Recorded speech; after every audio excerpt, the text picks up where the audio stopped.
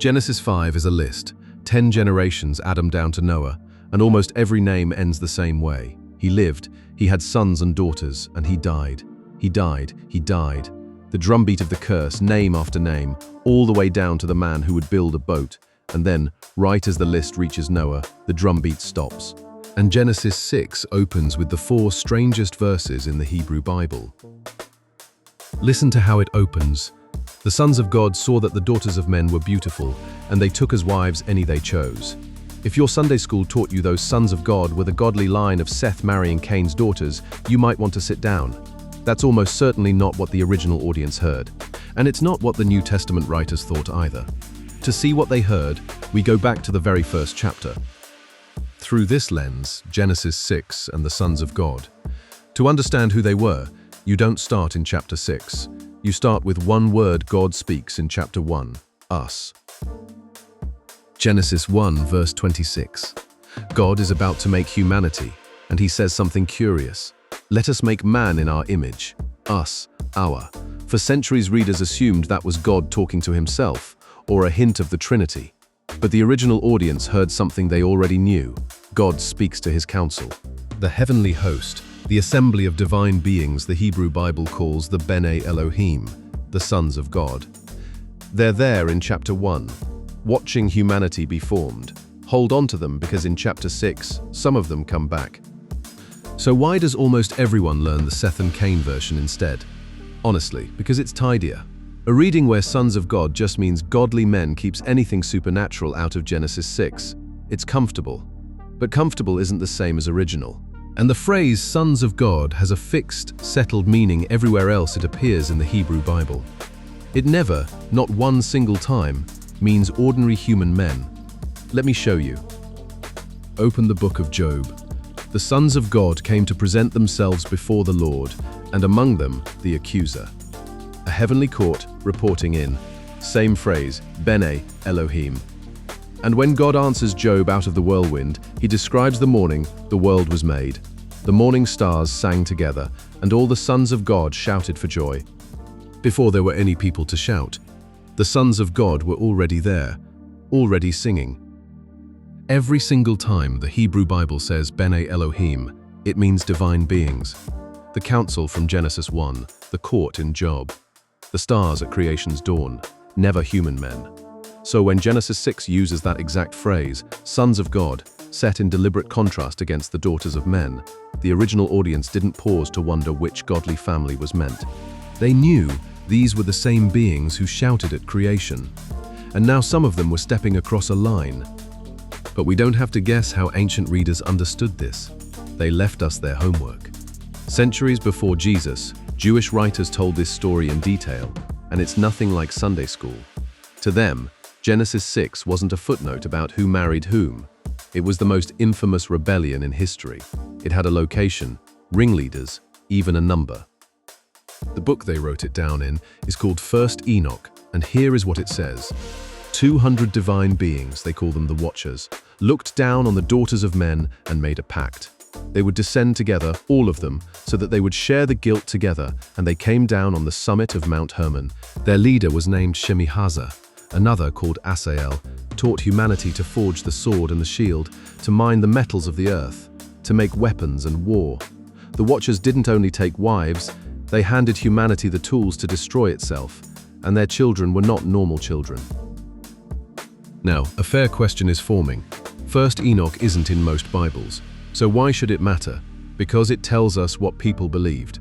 It was everywhere in the centuries before Christ, and it shaped how a whole generation read Genesis 6. The people in the crowd when Jesus taught grew up on this book. We're not arguing it belongs in your Bible, only that it's the room Genesis 6 was being read in. What the original audience would have understood is written right here. And they were in all 200 who descended in the days of Jared onto the summit of Mount Hermon. And they took for themselves wives, and the women bore great giants. 200 of them.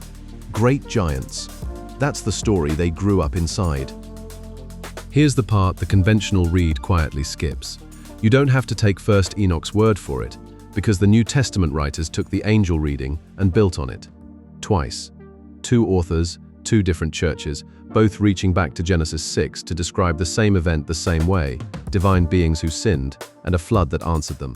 If the sons of God were only godly men who married badly, the apostles never got that memo.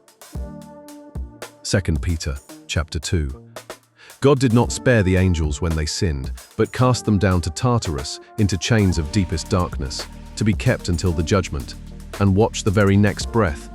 And he did not spare the ancient world, but preserved Noah when he brought the flood upon the world of the ungodly. Angels who sinned, then the flood. Peter sets them side by side, in that order, as one connected event. He isn't inventing a thing. He's reading Genesis 6 exactly the way first Enoch did: divine rebellion, then divine judgment, chains in the dark, and water over everything. Then Jude, a few pages later, says it even more plainly. The angels who did not stay within their own position of authority, but abandoned their proper dwelling, these he has kept in eternal chains for the judgment of the great day. Left their proper dwelling. That's not a poem about bad marriages. That's beings leaving the realm they belong to for one they had no right to enter. The exact crime Genesis 6 describes, and Jude expects every reader to know which event he means. So that's first Enoch, Peter, and Jude. Every witness we have, all reading Genesis 6 the same single way. The disagreement only appears much later. But before we name the alternatives, there's one more witness. And it might be the most important of all, because it is the oldest Bible we have. They didn't translate it loosely. 3 centuries before Christ, where the Hebrew said bene Elohim, sons of God, the Greek translators wrote angeloi tou theou, the angels of God. The men who knew the Hebrew best, translating for their own people, the very version the apostles would later quote, they looked at sons of God in Genesis 6 and reached for one word: angels, not Sethites, not princes, angels. Now step all the way back and see the whole shape of it. Remember the us from Genesis 1, let us make man. That counsel never left the story. The Bible keeps showing it to you. In Psalm 82, God rises in the divine assembly and renders judgment among the gods, the bene Elohim, his council. In 1 Kings 22, a prophet sees the Lord enthroned with all the host of heaven standing beside him, to his right and to his left. This is the government of heaven, real beings, given real authority, gathered around the throne. So Genesis 6 was never a random monster story. It's a story about members of that council, that government, going rogue, defectors from the very assembly that watched the world be made. And that reframes how serious this was. These weren't minor spirits. They were part of the administration of heaven, entrusted with a place in God's own court, and they walked off their post to take what was never theirs. The closer you stand to the throne, the further there is to fall. So the original audience didn't hear a fairy tale about giants. They heard a rebellion at the highest level of heaven, and the flood is the throne room's answer. So let's be fair and name the alternatives. 1. The sons of God were the godly line of Seth, the daughters of men, the line of Cain. It's the most common reading you'll hear today, but it doesn't appear anywhere until the 4th century after Christ, and Genesis itself never divides humanity that way. 2. They were ambitious kings, mighty tyrants. Possible, except the Hebrew never once uses this phrase for human rulers. 3. It's all just myth, just metaphor. But the men who could actually read the Hebrew didn't treat it as metaphor, they translated it as angels. 3 honest alternatives, and every piece of the oldest evidence points past all 3 to the council. Through this lens, Genesis 6 stops being the passage everyone skips. It becomes the hinge of the whole story. Members of God's own council crossed a boundary they were never meant to cross. Their children, the Nephilim, filled the earth with violence. And the flood was the answer, a complete reset, total, except. Generations later, Moses sends 12 spies into the promised land. 10 come back terrified. And they report, using the exact word from Genesis 6, that they saw the Nephilim there, the sons of Anak, of the Nephilim. Numbers, chapter 13, verse 33.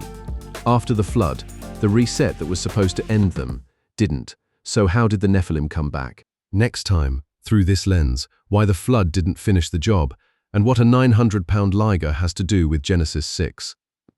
Ancient wisdom, modern clarity.